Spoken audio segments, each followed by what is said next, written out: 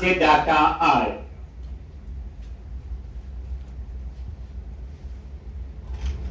List box 1 dot data source, इसमें list box में data कहां से आएगा? डाटा रीडर से। लेकिन डाटा आता नहीं है। आता कब है? जब आप कॉल करोगे डेटा बाइंड। डेटा सोर्स कहां से डेटा आएगा? आता नहीं है। आता कब है? जब आप डेटा बाइंड को कॉल करो। ठीक, डेटा सोर्स कहां से डेटा आएगा?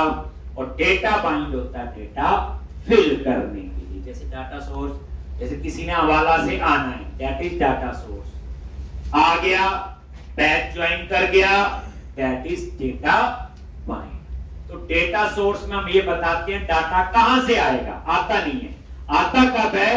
जब डेटा बाइंड मेथड को कॉल करो। एंड देन लास्ट में you must close the data reader. इसको क्लोज करना नहीं भूलोगे, नहीं तो सेम स्कोप में आप डाटा रीडर को दोबारा से यूज नहीं कर सकते, क्योंकि एसक्यू डेटा रीडर एक सिंगलटन क्लास है। सिंगलटन क्लासेस वो होती हैं जिनका रेफरेंस एक बार बनता है। सिंगलटन क्लासेस वो होती जिनका रेफरेंस एक बार, जैसे नॉर्मल क्लासेस को जितने मर्जी बार ऑब्जेक्ट बना लो, लेकिन सिंगलटन क्लास का ऑब्जेक्ट बार बार नहीं बनता।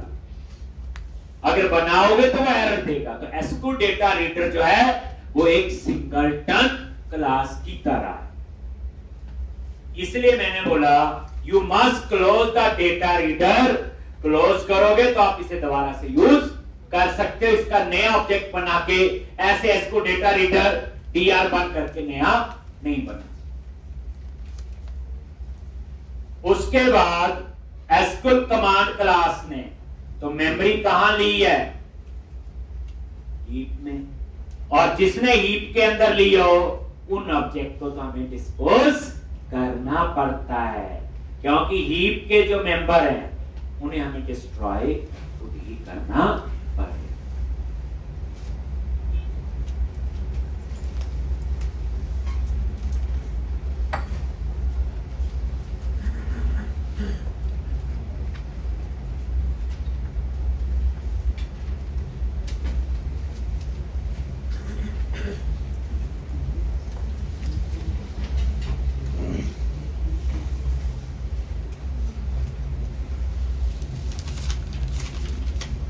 डाटा रीडर को क्लोज कर दिया और कमांड को डिस्पोज। ठीक, एसक्यूएल कमांड ने जो मेमोरी ली है न्यू करके हीप में, ये इसको भी डिस्ट्रॉय करे।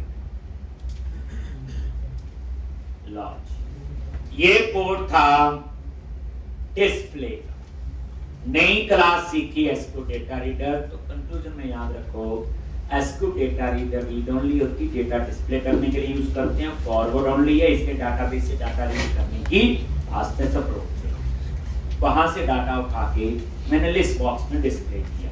लिस्ट बॉक्स में हम दो ही कॉलम ले सकते थे, एक डिस्प्ले कर सकते हैं और एक डिस्प्ले नहीं। तो डाटा टेक्स्ट फील्ड में हम उस कॉलम का नाम देते हैं जिसका डाटा डिस्प्ले करना है, डाटा वैल्यू फील्ड में जिसका डिस्प्ले नहीं करना। बस। और एक कंक्लूजन भी याद रखना होता, सिंटैक्स नहीं देखना। सिंटैक्स तो लिखा ही हो तो लिख ही लोगे।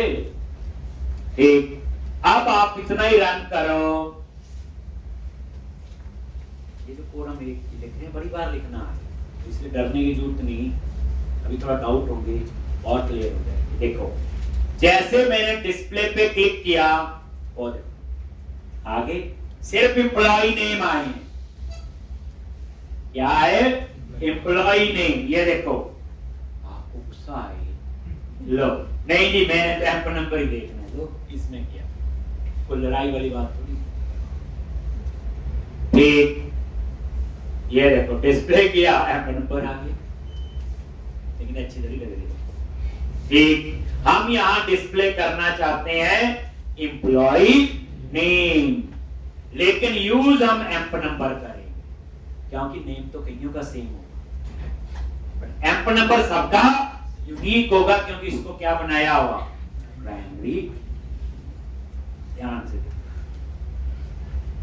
डिस्प्ले पे क्लिक किया, आ गया। अब मैं एक नया रिकॉर्ड यहां डालता हूं और मान लो ये नेम, एड्रेस और सेल। अब आप सेव बटन पे क्लिक करो, सेव हो गया। पर मैं चाहता हूं लिस्ट बॉक्स भी रिफ्रेश हो जाए। लिस्ट बॉक्स में तो आया ही नहीं, कब आएगा, जब मैं डिस्प्ले बटन पे क्लिक करूंगा, फिर आ गया। अब मैं चाहता हूं जैसे डाटाबेस में डाटा सेव हो, लिस्ट बॉक्स जो है वो अपने आप ही रिफ्रेश हो जानी चाहिए, मुझे डिस्प्ले बटन पे क्लिक नहीं करना पड़े।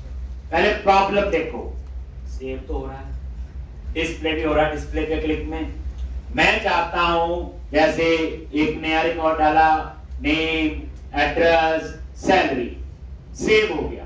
मैं चाहता हूं जैसे सेव हो लिस्ट बॉक्स में अपने आप आ जाए, मुझे एक क्लिक और ना करना पड़े डिस्प्ले पर। तो क्या करोगे आप लोग, जो डिस्प्ले वाला कोड है इसको सेव में भी कॉल कर लो, यही होगा सेव के बाद डिस्प्ले का कोड। ठीक, तो अब हमें लगा ये वाला कोड मुझे बार बार यूज करना है, हम क्या बनाएंगे, इसका मेथड बना लेंगे। क्या बना लेंगे, मेथड। कैसे, ये जितनी 10-12 लाइन यहीं तक सेलेक्ट करो। अब कोई कोड बार बार यूज हो रहा है तो बार बार लिखेंगे थोड़ी, कॉपी पेस्ट भी अच्छी अप्रोच नहीं है। आप इसका क्या बना लो, मेथड। जब एक मेथड बना लोगे उसे 4 बार कॉल करो चाहे 10 बार कॉल। सेलेक्ट कर ली, मेथड बनाने का मैं आपको तरीका बता रहा हूं। Click on edit menu, click on refactor and click on extract method.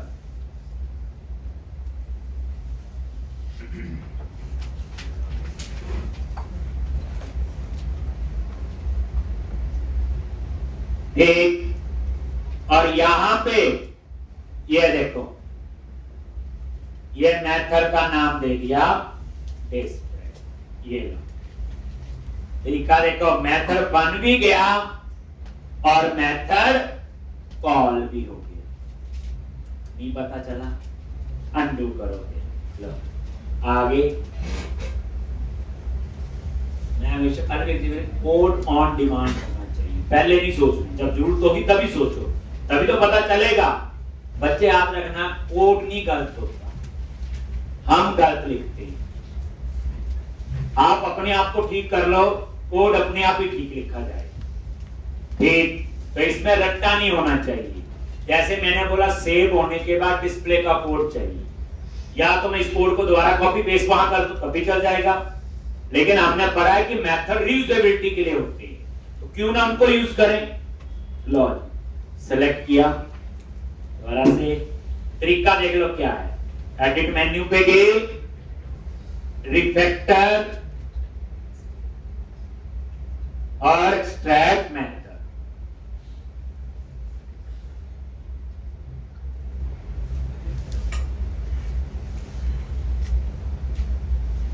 और यहां पे स्प्रेड,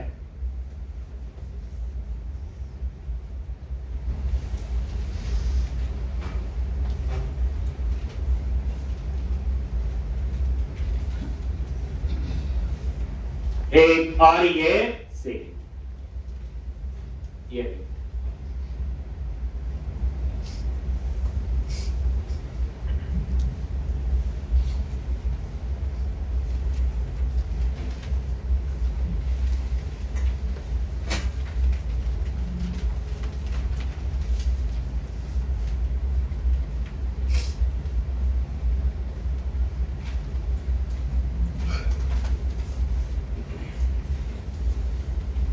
और ये देखो, ये है टेस्ट रेड।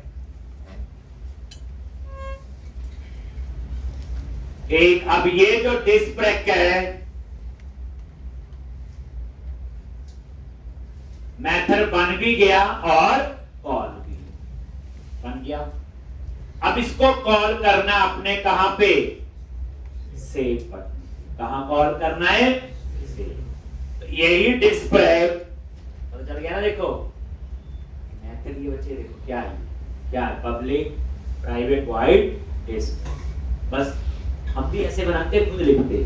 मैंने आपको रिफ्लेक्टर यूज करके बता दिया, कुछ नई चीजें तो सीख लो, क्या बुरी बात हो रही है। ठीक, अब इसे आप लोग जहां सेव का कोड लिखा हो आगे, ये लिखा था ना कल, यहां पे एग्जीक्यूट नॉन क्वेरी के बाद ना कहीं पे भी लिख सकते हो। सेव होने के बाद मैं लास्ट में लिख देता हूं, और ये लो, किसको कॉल कर लिया, डिस्प्ले। बस किसको कॉल कर लिया, डिस्प्ले।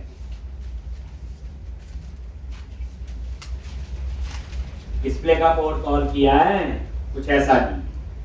अब एग्जीक्यूट नॉन क्वेरी के बाद कहीं पे भी लिख लो। ये कल जो कोड लिखा था सेव बटन का, उसके लास्ट में मैंने लिख दिया, क्योंकि पेज में आपके लास्ट में ही जगह हो, नोटबुक में एंटर नहीं करता। लो अब आप रन करो यहां पे।